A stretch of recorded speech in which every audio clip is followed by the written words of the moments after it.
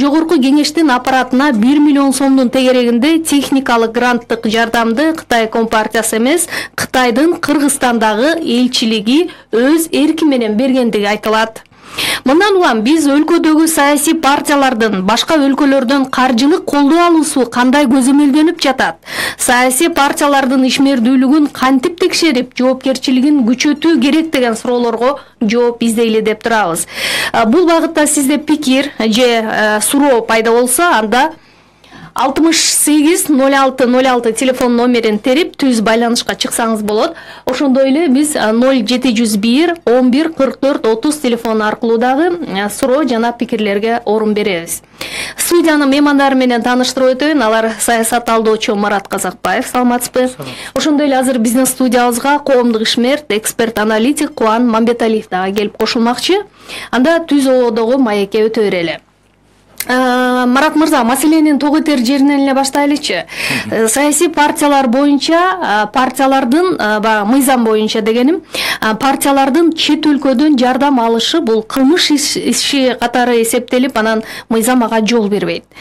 Азыр мына Франциянын экс-президенти Саркозинин 2007-жылы президенттик шайлоодо Ливиянын президенти Каддафиден 50 миллион доллар жардам алганы боюнча камакка алынды. Аны сиз жакшы билесиз.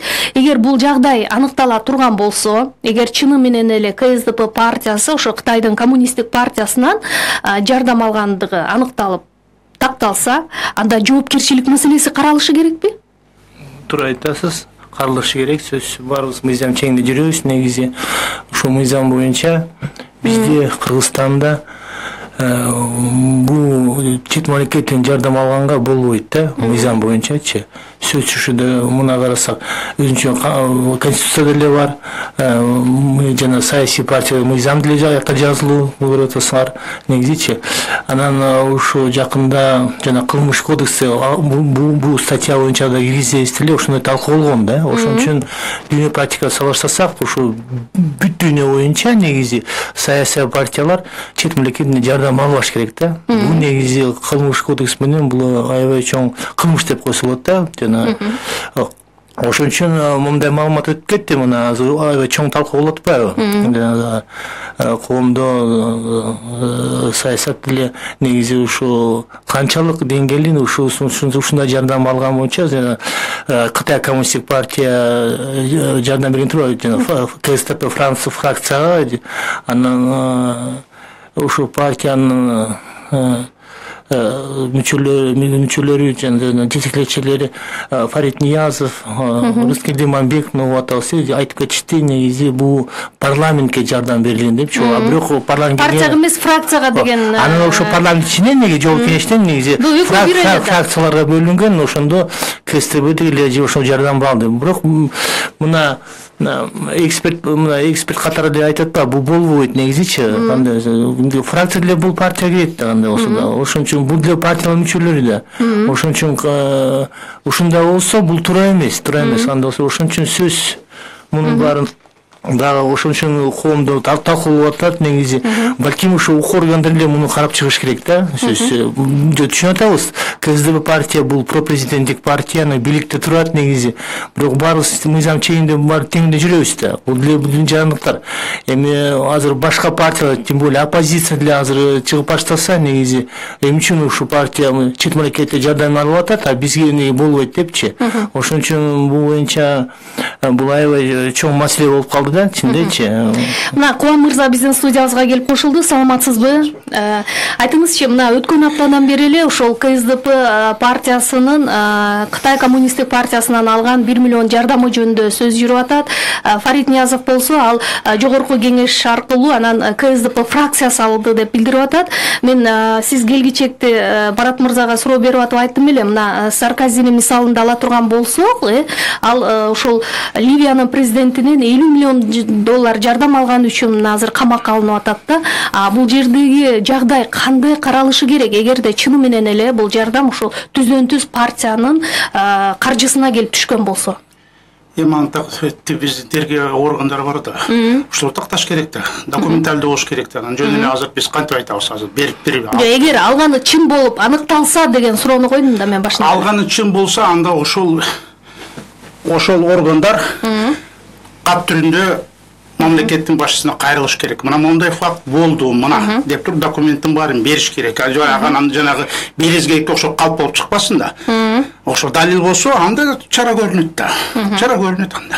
Негизи өнүккөн өлкөлөрдө ушул жагдай кандай каралат? Айрымдарында же жол берген учурлар, мамлекеттер барбы? Саясий партиялардын тыштан каржылануусуна, же болбосо эл аралык башка мындай бир диний мекемелерден каржылануусуна уруксат берген жерлер барбы? Ал мамлекеттин мыйзамына чектелет. Мамлекетте ошондой мыйзам болсо, ошого тыюу салынса, анда соттолуп кетчү берген. Алган партиялар берген немелер.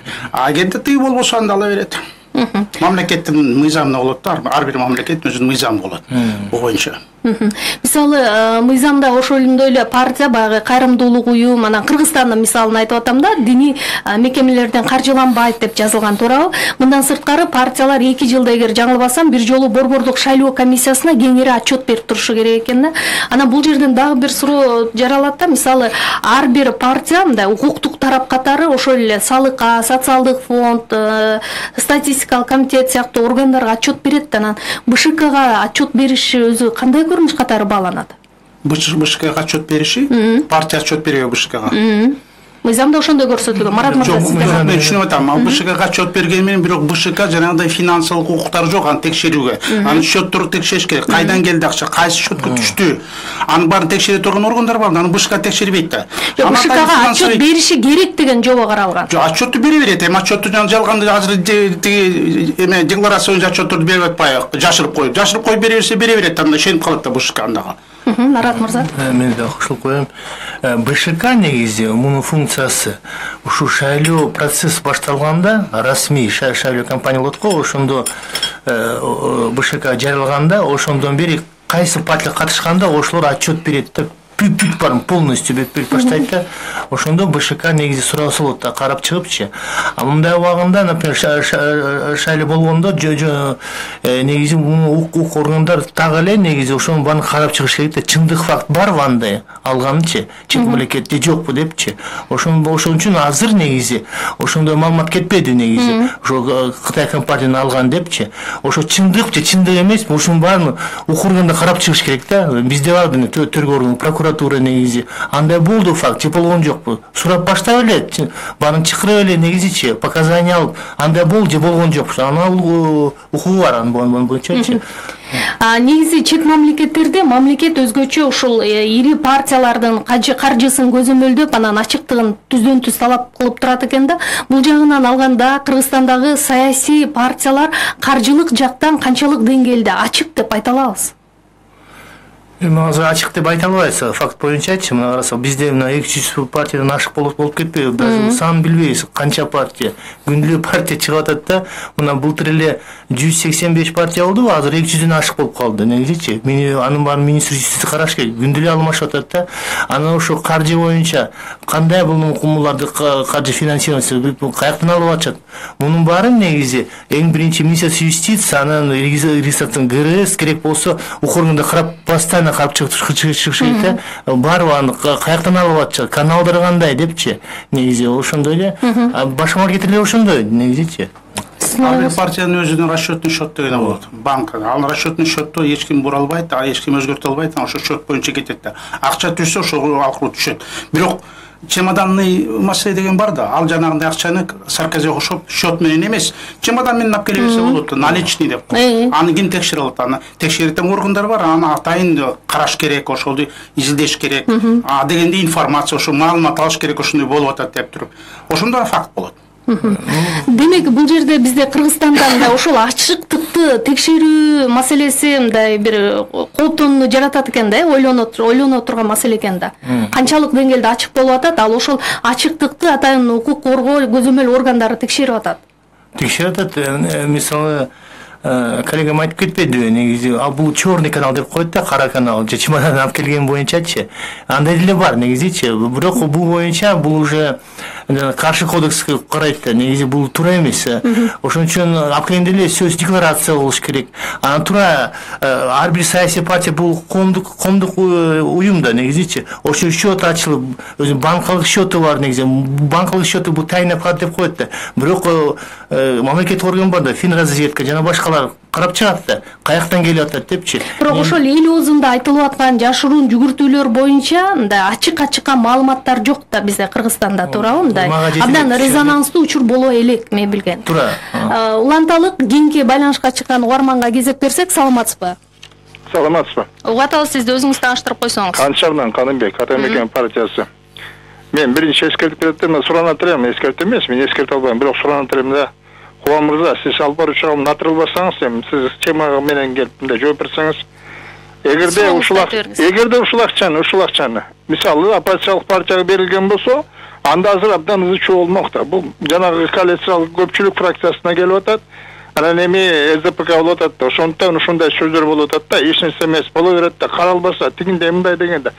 Марат мырза туура айтты да, закондо жазылгандан кийин бардыгына закон бирдей иштеш керек да. Мыйзам бузулуп атат. Мыйзам биринчи жолу КСДП жагынан бузулган жок. Бул шайлоо учурунда дагы баягы парламент шайлоо, президенттик шайлоо учурунда дагы КСДП ушу дайыма бузуп келип атат да. Муну сөзсүз түрдө караш керек.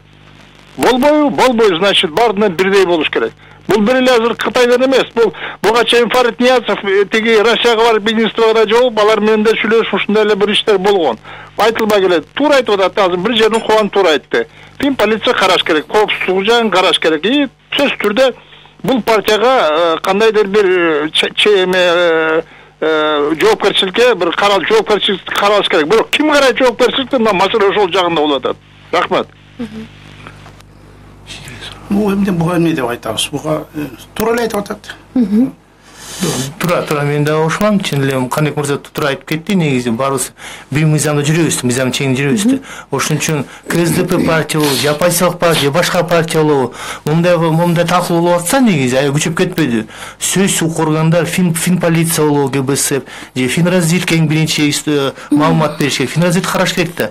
Банка система келсе, келип калды, келбеди негизи Компартиядан. Кандай бөлүндү, жөн эле отурбаш керек да сөзсүз. Анан прокуратура сөз реагирование, отреагирование кылыш керек да. Ошон үчүн муну жөн калтырбаш керек. Эми КСДП партия, бул бийлик партия жөн койсок болбойт да, туура эмес. Мына уже чыгып башталат, мына Каныбек мырзаны билебиз, негизичи бул Ата Мекендин мүчөсү болот да. Туура суроо берип атат да. Канчалык анда, например, ушу мисалы негизи ушу оппозициялык партия, мисалы Ата Мекен же башка партия алып койсо, сөз мындай талкуулот да. Азыр ойлоп атат, сөз укугунда бир замат иштеп баштайт да, мына оппозициялык партия алып атат деп. Ошон үчүн мындай ой болбосун деп биз тең келишибиз керек да. Сөзсүз ушу партиянын жетекчилиги азыр Фарид Ниязов негизи зампредседатель партия. Сөзсүз органдар чакырып негизи сурап башташ керек да. Каяктан келди деп реакция жасалыш керек. А мындай унчукпай койсок, анда ушундай талкуу күчө берет, негизи оппозиция көтөрүлөт. Кийинки угарман, саламатсызбы? Алло, саламатсыздарбы? Угат алып, сизди. Атым Жылдызбек. Мен мындай демекчимин да, Марат мырза. Мына Саркозини мисал кылып атпайбы? Саркозиге шайлоо, президенттик шайлоонун алдында 2007-жылы Каддафиден $90 миллион алгандагы азыр чыгып, бирок жоопкерчиликти Саркози алып атпайбы? А бизде ким жоопкерчиликти алат? Биринчи суроо. Экинчи суроо мындай да, мына мисалы азыркы 5 саясий партия жок, булар кедей партия эмес. Бардыгы эле мурдагы эле бийликте жүргөн чиновниктер, калтасы калыңдар. Калкасы калың жок адам депутат болбойт. Анан кийин ушу СДПКнын шайлоонун съездин алдында өздөрүнүн ичинде эле интрига болуп атабы деген ой кетип атат да, кара пиарда кетип атат. Анан өздөрүнүн ичинде дагы ушундай түшүнүштөр болуп атат да. Ошондо мен ойлойм да, бул акыры мен Фарид Ниязов башканы айтып атасын билбей эле, ошо бир фракция СДПК болгондон чыгып атканын кантип эле билбей, биринен бирин жашырмак беле. Мен ойлойм бул жерде бир айтылбаган нерселер болуп атат да, бирок мыйзам баарыбызга бирдей эле деген мен кошулам. Башкача айтканда, мурда буга чейин бул жагдай айтылбай келбей, эмнеге чыгып атат? Бул бир жерде бир саясий боек жокпу деген ойду кыйтты окшойт да. Кубан мырза. Эми бул жерде факты негизинде сүйлөсөк болот эле, факт боло элек да, биз билбейбиз да. Божомол болуп атпайбы? Андай, мындай деп атабыз. Эртең башкача чыгып калса эмне деп айтабыз? Азыр кантип айтабыз? Точно ЗПК алды, момчаны чөнтөккө салды, пайдаланат деп айта албай атабыз да биз. Туура, Жылдызбек мырза туура суроо эди, пикирин оюнда айтчы. Ар бир партияда бул саясий органда аякта ички интрига көп, конфликттер көп. КСДП деле аябай чоң партияда. Баарыбыз эле билебиз, аякта может группировка кызыкчылыктарын кагылышы болушу мүмкүн. Бул баары саясат, негизичи саясий фактор да. Бул боюнча укук органдары иштебейт да.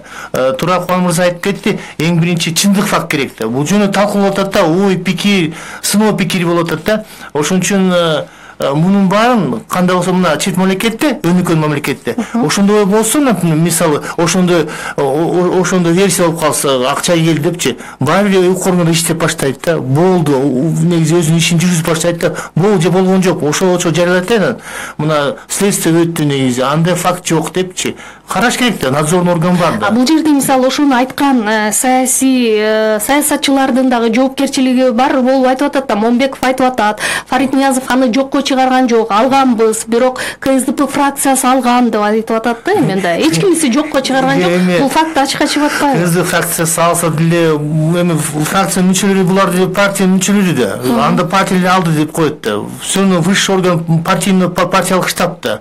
Алардан башынан өттү да кандай болсо да. Ошон үчүн момундай чыгып атат жаман нерсечи.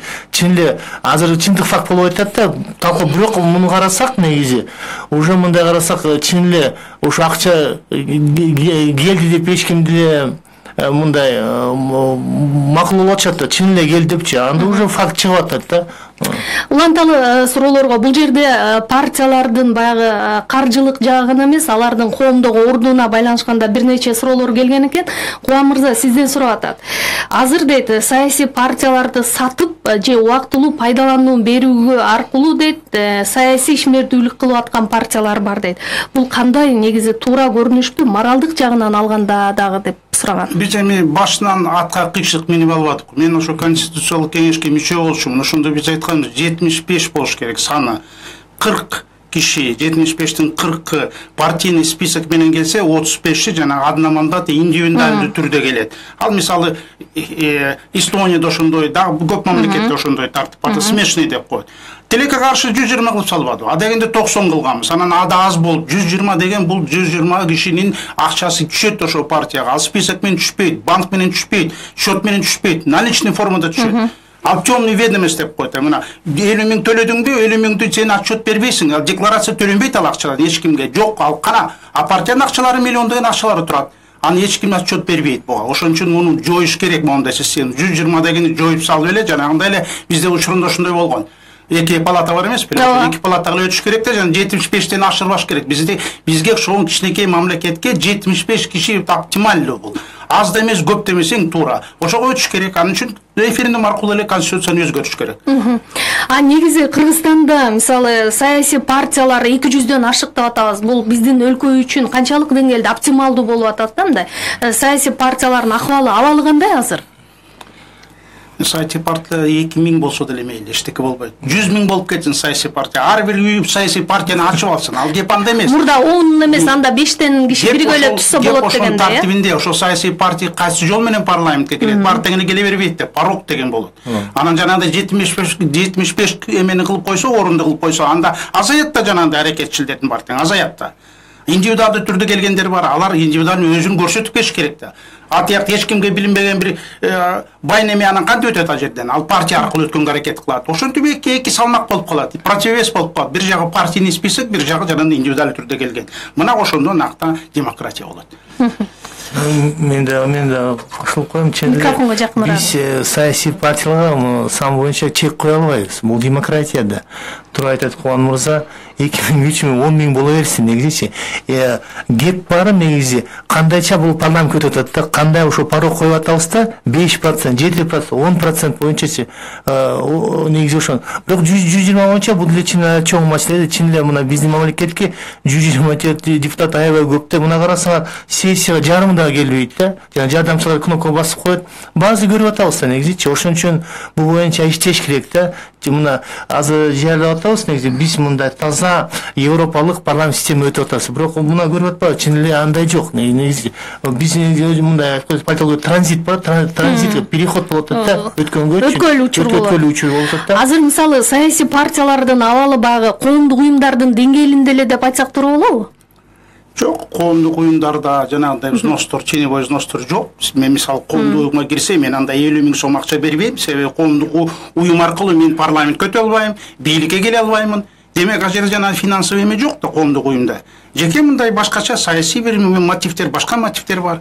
Өзүн көрсөтүү мотиви бар, бирок жанагындай финансовый мотив жок.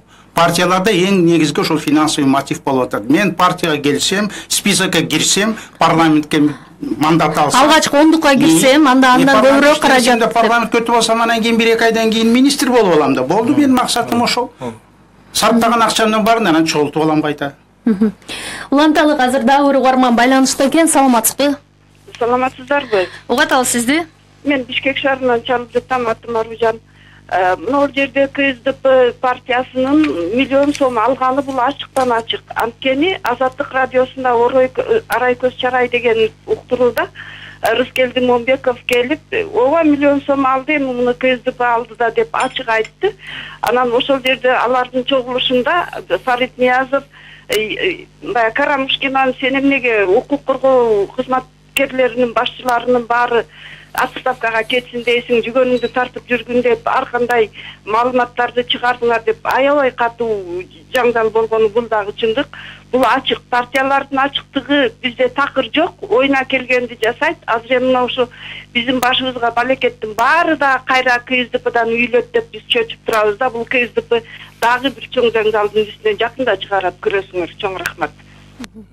Бул өзүнүн пикирин билдирди окшойт. Студиянын номери 68 06 06, мындан тышкары 0701 11 44 30 телефон номерин терип дагы суроо же пикириңизди айта аласыз. Бүгүн саясий партиялардын ишин ким көзөмөлдөгө алат деген теманы талкуулап жатабыз. Студиянын меймандары коомдук ишмер, эксперт-аналитик Кубан Мамбеталиев, саясат талдоочу Марат Казакбаев. Дагы бир угарман байланышта. Саламатсызбы? Майраша, мен жана бир эле немен тактап коеюнчу, мен Кубан мырзага жакшынакай бир суроом бар эле. Жакшы, мен бир нерсени уктум да Кубан мырзадан азырчы. Азыр ушул акча жөнүндө баягы Белизгейттей болбой калбасын деген жакшы нерсени айтты да. Значит, Кубан мырза тактап атат. Белизгейт бул деген жасалма болгончу. Ушул нерсе бул мындай болуп калды. СДПК мындай болуп калды. Дайыма жалган жала менен башкаларга дайыма ушундай иштер жасап, жоопкерчилик тартпайт да. А все дозволенность деген ушул нерсеге алып келет да. Биз эч качан жоопкерчилик тартпайбыз, билгенибизди кылабыз. Азыр дагы кургак чыгып кетебиз деген ой болуп атат. Кубан мырза туурабы? Ушуну айтып коюңузчу. Рахмат. Бул эми Белизгейтке де байланыштуу болду. Момбековди өтпөйм. Момбеков айткан, биз үчүн бул жанагы орусчасы последняя инстанция эмес. Бул ген прокурор эмес. Бул тиги жанагы СНБнин жетекчиси эмес. Мунун колунда жанагындай маалыматтар жок. Болсо да ошол маалымат текшере турган орган. Баары бир ген прокуратура текшерет муну. Ошон үчүн Момбеков айтты деп эле биз болду жыйынтык чыгарганыбыз туура эмес. Бул эми тиги партияга тиешелүү айтып атат, Атамекен партияга. Уланталы программабызда азыр дагы бир угарман байланышта. Саламатсызбы? Саламатсыз. Кулак сизде, айта бериңиз. Келген мактабынан сурам эле. Жанагы Рыскелди Момбеков чындыкты айтат. Болгонун айтат, калп айтпайт. Кыз жер жакшы билет. Болгон чындыгын айтып атат да. Аны эсте билсе, жаап жашырат. Эки башка болот. Ошонун партиянын эмеси ачык айтат. Жок, көрмөс деп, алган эмес деп. А жанагы ким? Айтат, алган. Действительно, Рыскелди Момбеков туура айтат. Кадик демен айтып чыгып атат. Ага эмне жаап жашырат. Болгон алгандайсың, албагандайсың, коргоп атасыңар. Рахмат. Муну биз айта албайбыз, алдыбы деп алты Момбеков айтсын да. Радио Куман, неге сиз айтып атсаңар, Момбеков алды десе, чын айтсам, о алдык десе, бул туура эмес да, алса, о чын айтып атса, Фарид Ниязов айтса алдык десе, мыйзам боюнча туура эмес кандай. Ошондо айтып кетсе негизи, булар деле партиянын мүчөлөрү негизичи. Ошон үчүн анда укук иштеп башташ керек. Же коргоо кеңеши же башкы прокуратура сөз реагирование, акт реагирования бар. Ошондо карап чыгыш керек да негизичи, изилдеп барын. Кандай алышты, чындык факты табыш керек да. Бул негизи аябай чоң маселе. Карасаңарчы. Анда мына карасаңар, мына Каныбек мырза бул Атамекендин активдүү мүчөсү негизи. Ошол уже баштабадыбы. Ал эмне үчүн КСДП алат, биз алсак уже түрмөгө отургузмак, негизи жоопко тартмак депчи. Эмне үчүн булар тартпайбы? Ошон үчүн биз негизи Момбеков болобу же башка же Файтинов же башка болобу булар КСДП мүчөлөрү да эми анда айтып атса анда айтчы эмне үчүн ушундай болуп калды депчи. Мунун баарын жоопко тартып башкы прокуратурага тартыш керек. Эмне үчүн ошондой болуп калды депчи. Негизи саясий партиялар жөнүндө мыйзамдын акыркы вариантын карап көрсөм, эгер партия юридикалык бирдик катары 2 жыл бою салык тапшырбаса, анда аны жаап койсо болот экен да. Бирок мындай учурда салык органы партияны жаабуу жөнүндө анан сотко кайрылып, андан кийинки процедуралар башталат экен. Бирок мен билген мисалдар боюнча мындай окуя учур каттала эле. Демек, андай болсо партиялар таза иштеп жатат дегенди билдиреби, же биздеги мындай атайын органдар көзөмөлдүккө ала албай жатабы, же чама чаркы жокпу? Алар дагы мындай бийликтин айтканын аткарып атышы мүмкүнбү? Эми биздин мамлекеттик органдар иштеп атпайбы анда болсо?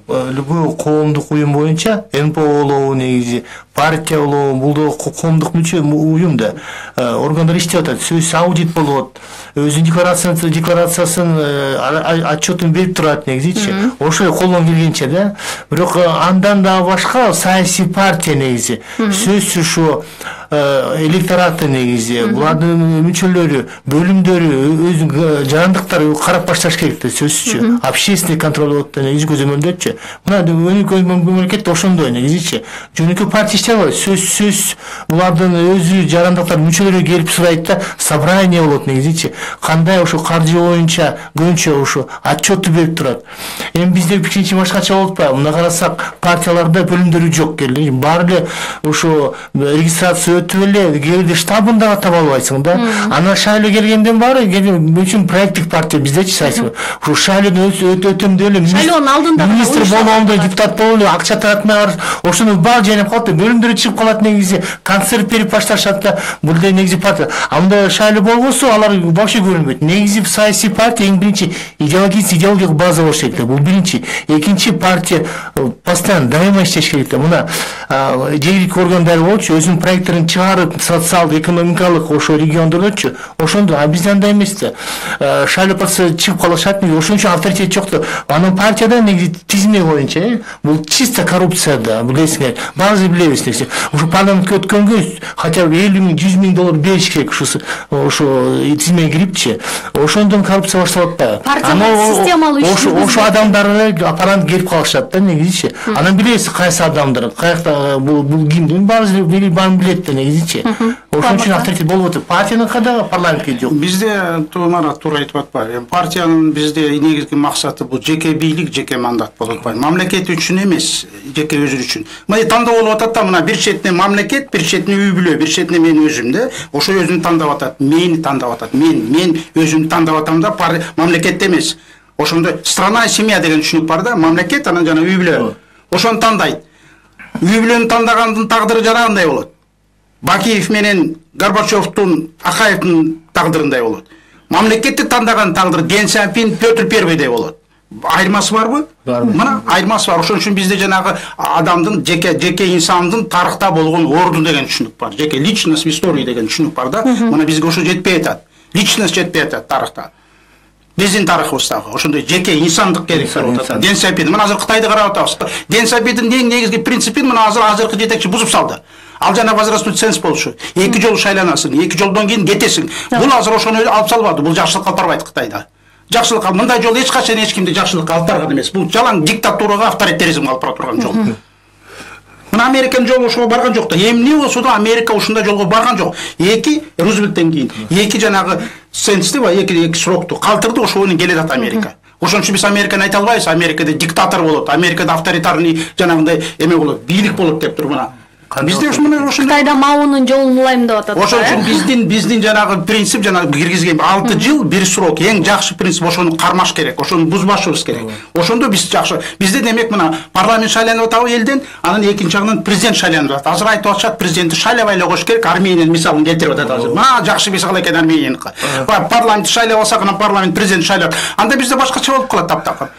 Анда бизде гарант болбой калат.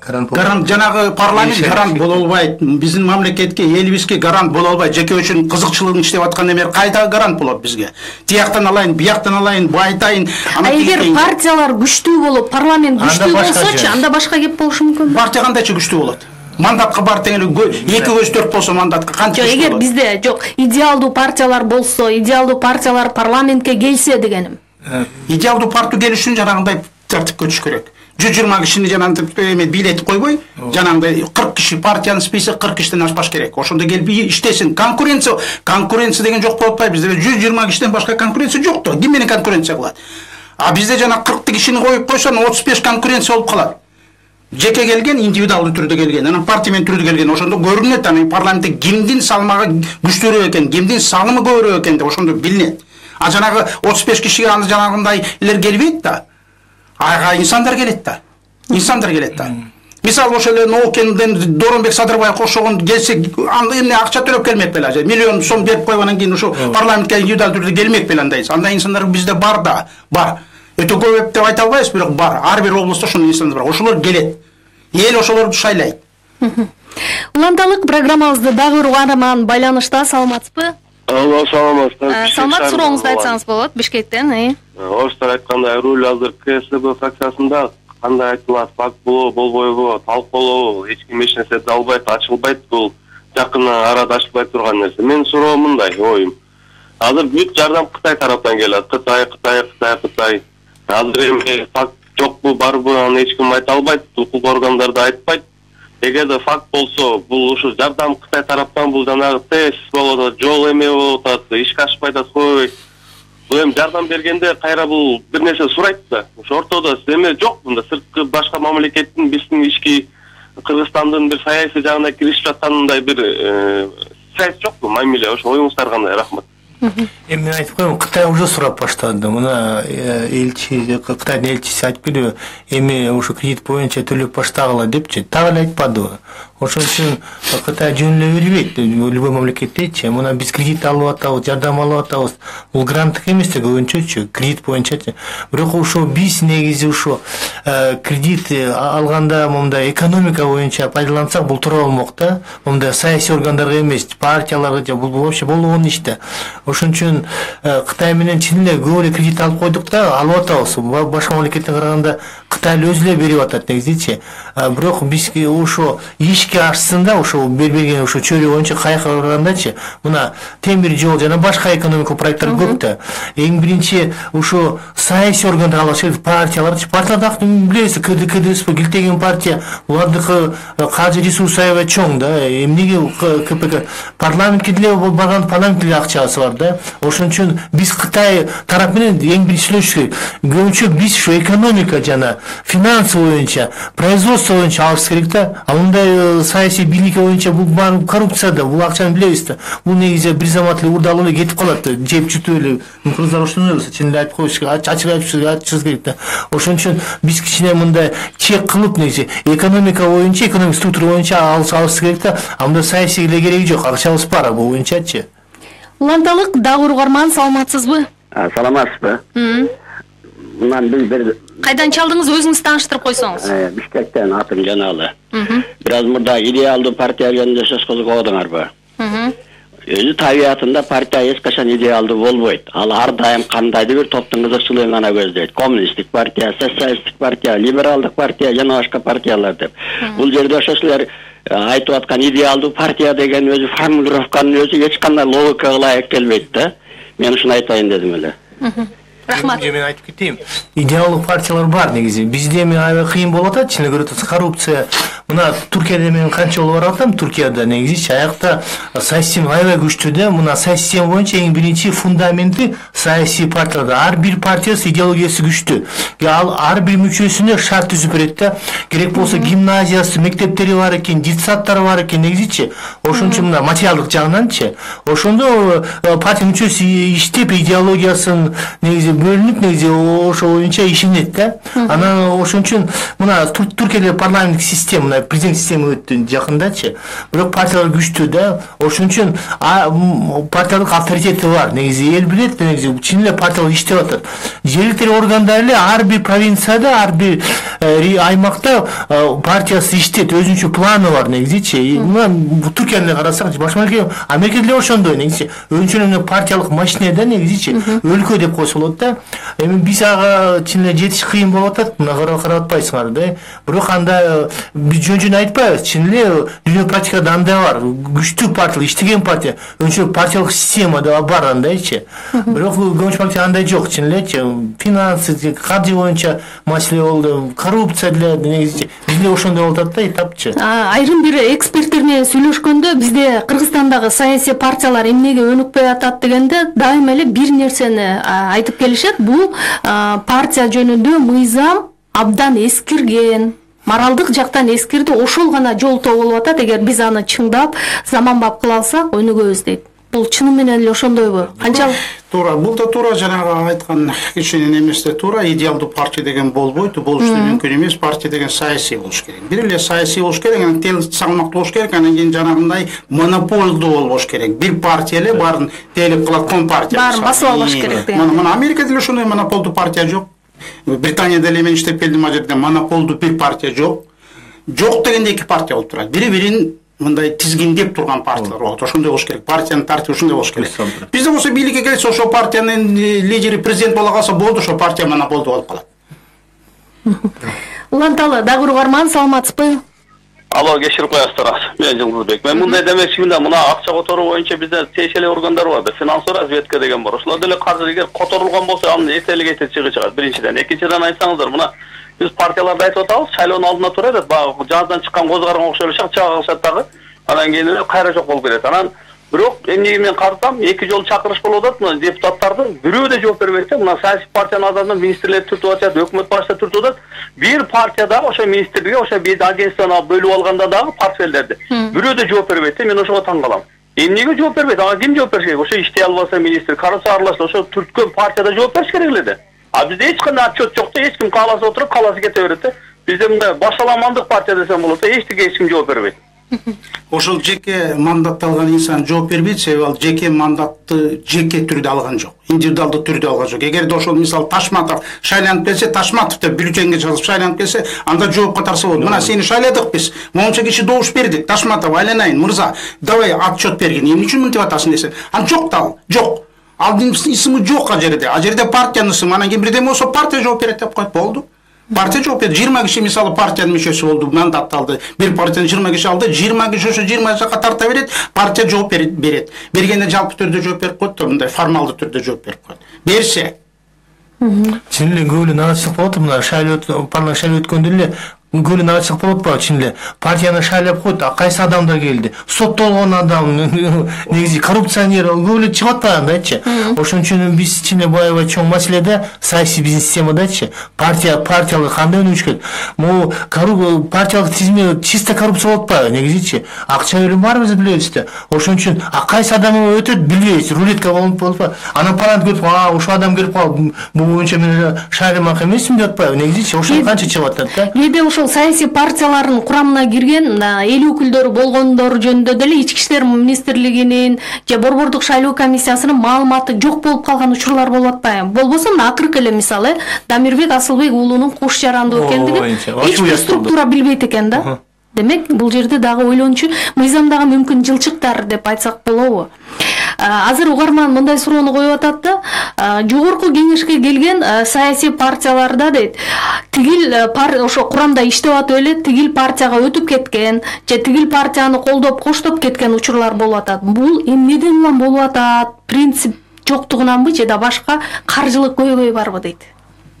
Жол ачылган да, эч ким тыюу салган эмес. Бир партиядан бир партияга чыгам десең да, тиги партиядан чыгып кетсең парламенттен чыгып кетесиң да. Андай жок да, тыюу жок. Ошон үчүн секирип кете берет бир партиядан. Бүгүн бир партияда, бир жылдан кийин экинчи, үчүнчү партия болуп кете берет. Кайсы партия болсо ошол күн карама болуп кете берет. Күн карама депутаттарды, күн карама. Күн тийген жердин, ушул партиядан күн тийген жердин адамдары. Эмне кылыш керек? Мыйзам киши айткан туура айтып атат. Мыйзамды өзгөрүш керек. Партия боюнча мыйзамды, парламент боюнча мыйзамды толук комплекстүү түрдө өзгөрүш керек. Парламент жана дагы ушул айткан 75 кишиден ашырбашыбыз керек. Партийный список боюнча 40 кишиден ашырбашыбыз керек. Анан кийин партия боюнча мыйзам алыш керек. Сен партия менен кирдиңби, список менен? Ошо партияга каршы чыктыңбы? Анда чыгып кет парламенттен. Кийинки тизмедеги кийинки киши келет. Сен мандатыңан ажыра, ошо чечим коалицияда чечим чыгарып коет. Момда бизге каршы чыкты, чыгып кетсин болду. Тиги эмеден кызды пакка өтүп кетип, анан кийин тиги эмеге өтүп кеткен болбойт ал. Чын эле азыр момундай маселе бар да, партиялар ичиндечи. Негизи парламентке өтүп алчу депутатчы. Анан партиянын өзүнүн партия кирди чыга албайт. Ал вообще келбейт да партия. Мен депутатмын, барбайт да. Ошон үчүн партиянын өзүнөн көзүмө жагы эффективдүү болбой атат да, фракциянын депутаттары укпайт. Өтпөй алдыга все отура берди негизичи депчи. Ошон үчүн фракция эми партияга өзүнүн партиясына жогорку партиясына баш ийбей негизи өзүнүн саясатын жүргүзүп атат да, бул туура эмес кандай болсо. Мына чет мамлекетте ар бир фракция сөз отчет берип турат да, чакырсаң барат партиягачы отчет берип турат да, андай жок биздечи. Каршы чыкса чыгып кетет парламенттен. Анан тагы чыгып кетет башка фракция өтүп алат да. Бул туура эмес. Бизде мындай абсурд болуп атат да. Мисалы, бир партия 20 мандат алдык деп коелук. Экинчи партия 15 мандат алдык. Анан кийин 5 мандат алган ошо 5-өө тияк өтүп кетсе, тияк 25 мандат болуп калпай, бирок эл 25 мандатка берген жок да добушту.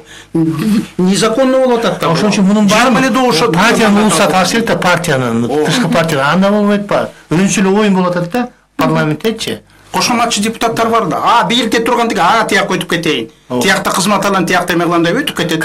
Саясий кыймет койт. Мен көз карашым өзгөрдү. Акасы башкача экен. Мен мына азыр акылдуу болуп калдым, кечээ акыл болуп жүрүптүрмүн бул партиянын. Демек партиялардын бир күчтүү идеологиясы жок, күчтүү идеялар негизделген эмес. Идеология келет алсак, идеология. Мындай идеология жөнүндө айтып коеюн. Кээ бир мамлекеттер идеологияга тыюу салынган. Кээ бир мамлекетте идеология деген нерсе партияларда да жок. Вообще мамлекетте идеология деген балакетти жолотпогула. Мамлекетте идеология деген болбош керек деген мамлекеттер бар. Аны мен айтпайлы. Андай бар, бир эмес, бир топ мамлекеттер. Биз болсо кайта эле идеологияны хартия идеологический партия чыгып алсам, дагы бир эме анан идеология жетпей атат. Дагы тигине осуят аны, мунун эмеси деп туруп анан кийин ошентип эле бул эме деген, бул эч качан жакшылыкка алып барбайт. Биз идеология болбойт. Фольклордун чыгарма, эпикалык чыгарма эч качан идеология боло албайт. Бул мурас, классикалык түрдөгү элдин мурасы. Наследие деп коет, бирок идеология эмес бул. Негизи партияга адамдар эмне үчүн биригиши керек анда? Эмнеге биригет?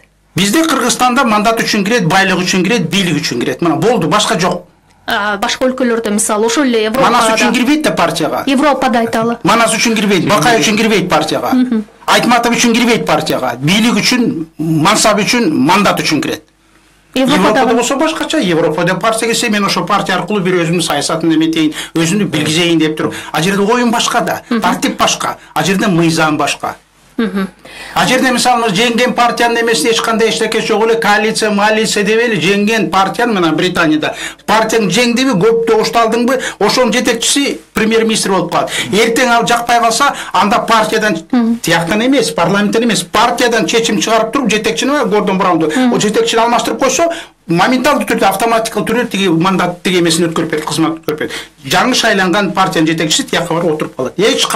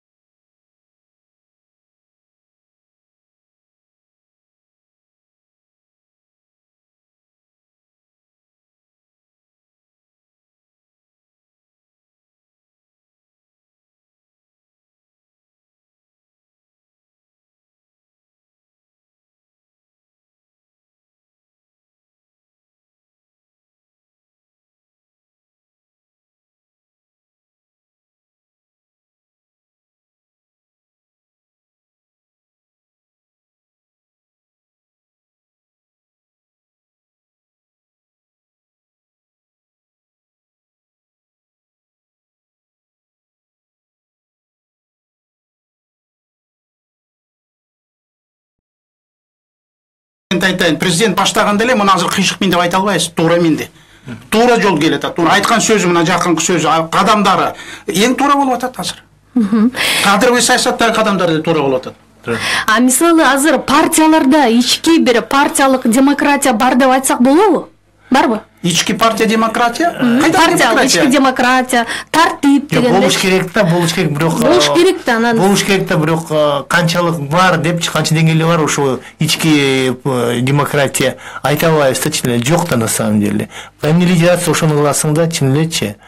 Эми бир себебинен көрүп атабыз, кайсы адамдар келип атат парламентке, фракцияга. Мына партиялык тизимге өтөм десе эле негизи ошону баш ийип калат да лидергечи. Мындай кыласың, мындай кылсаң, өзүнчө условия берет да негизичи. Ошондо депутат болосуң депчи. Канча жыл өтүп. Мына 2015-жылда парламент партияда списокто тизме турат негизи, ал кишини чыгарып эле башка адам келип калат да, негизи анын баарын ким чечет? Лидер чечет. Көрбөдүк беле? Республика ата журтта канча башка партияларды көрдүк. Жөнүндө алсар президент эле, мурунку президент Атамбаев эле ошондо айтып кетпейди, сыноо кылыпчы. Эмне үчүн, например, мындай катуу список тизме жок болуп атат да. Мына партиялар эл көрүп атат, мындай фамилия. А бирок ал партия келип калса, ал адамдар жок депчи. Ошондо ачык болбоду. Сизден сураган экен, 2 чыгарманы ушуну коюп атат. Сиз ачык айтканга аракет кылып атасыз. Рахмат дейт. Анан азыр КСДПнын тегерегинде соңку күндөр абдан курч сын пикирлер айтылып атат. Эми эгерде мурунку президент Атамбаев төрагалыкка келсе, партияны тазалап жаңы реформа кыла алабы, көзүңүз жетеби деп сураган экен. Жок, кыла албайт. Диктатор кандай кылсын? Диктатор, партиянын лидери диктатор bizde. Партиянын лидери bizde Ден Сяопиндер жок о жерде, реформаторлор жок бирде партияда. Болгон да эмес эч качан. Болгон да эмес. Акаевдин учурунда болгон эмес, партиясында, Бакиевдин азыркы партияларда жок. Реформатор жок, жалаң диктаторлор. Анан диктатор болгон жерде кандай демократ болот, кандай инсан болот? Балким чыгышы мүмкүн инсандар, бирок чыксын, эл көрсүн да аны. Чыкса балким анын жыга чаап ыргытып салат партиядан. Үмүтүңүз барбы ошондо чыгарына? Бирок ошол өзүнүн эмесин көрсөтүп коет, жок болуп атпайбы? Андай чыкканга үмүт жок, ал болбогон иш. Ал жанагы Дон Кихотство деп коет. Дон Кихот болуп калат. Анан партиянын ичиндеги Дон Кихоттор деме керек бизге? Партиянын лидерин өзгөртүш керек, ошон үчүн партиянын тартибин өзгөртүш керек, закон, мыйзам өзгөртүш керек, ошондо диктатор болбош керек. Bizde mamlekette hazır prezident başkarat, bizde aytıp atpayбы, parlamentski mamleket болуп атабыз, parlamentski mamleket эмеспиз биз. Ва биздин кээ бир саясатчылар, эксперттер ичинде жаңылып баягы биринчи класста окуган эмелердей болот, биринчи курста окуган студенттер болуп атат. Парламентский республика, кайдагы парламентский республика? Парламентский республикада президент шайланбайт, бир эле парламент шайланат. Мына парламентский республика. Бизде кошмо болуп атат, смешанный деп коет. Бизде парламентский, президентский, бирок тагыраак айтсак, президентско парламентский болуп атат бизде. Президентти шайлайбызбы? Парламентти шайлап атабыз. Парламент кылса кандай президентти шайлабай жоюш керек. А парламент алып салса кандай демократиялык болбой калат. Ошон үчүн болуш керек, эки салмак болуш керек. Президентти шайлашыбыз керек, парламентти да шайлашыбыз. Эң жакшы жол ушул жол. Мына Турция бул жолдон отказ берип өтүп атпады, башкача өтө албады. Мына бул башка жака алып барат бул жол. Ошон үчүн бизде эң эмне керек мына Марат? Экөөбүздүн пикирибиз бир, башка эмелердин бул акылдуу балдар да жаш балдар. Бизге мыйзам керек. Биринчиден парламент өзгөрткөн мыйзам керек, анын үчүн референдум өткөрүш керек, анан партиянын мыйзамы керек, партия жөнүндө мыйзам. Бирок жанагы конституциялык болуп атпайбы, аны өзгөрүш үчүн андан референдум керек. Аны референдумду өзгөртө албайбыз. Курамы 120-ны 75-ке түшүрүп туруп, ошо бойдон калтырыш керек, түбөлүк эч качан өзгөртпөш керек, ошо бойдон жүрө беришибиз керек. Андан азайтыш болбойт. Стандарт бар, мировой стандарт бар. Андан көбөйтүш да керек жок, бизге керек жок. Рахмат, бүгүн талкуубузга катышып, маанилүү маек кылгандыгыңыздар үчүн ыраазычылык билдирем. Ал эми КСДП партиясынын Кытай коммунисттик партиясына 1 миллион сом жардам алды деген маалымат канчалык деңгээлде так, ошондой эле бул иликтөөгө алынат деген ишеничтебиз. Бул тууралуу дагы кошумча маалыматтарды сиздерге беребиз. Саясий партиялардын ишин ким көзөмөлдөөгө алат? Бул тууралуу биз бүгүнкү талкуубузда сөз кылдык. Суроолорго эксперт, аналитик, коомдук ишмер Кубан Мамбеталиев жана саясат талдоочу Марат Казакбаев жооп берди. Марал радиосу өз уктурууларын уланта берет. Алдыда жаңылыктар, толкунда калыңыз.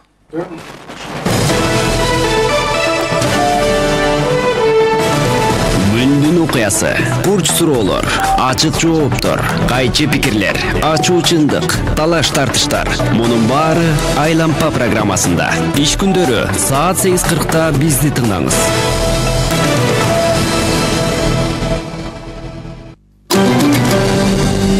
Бишкек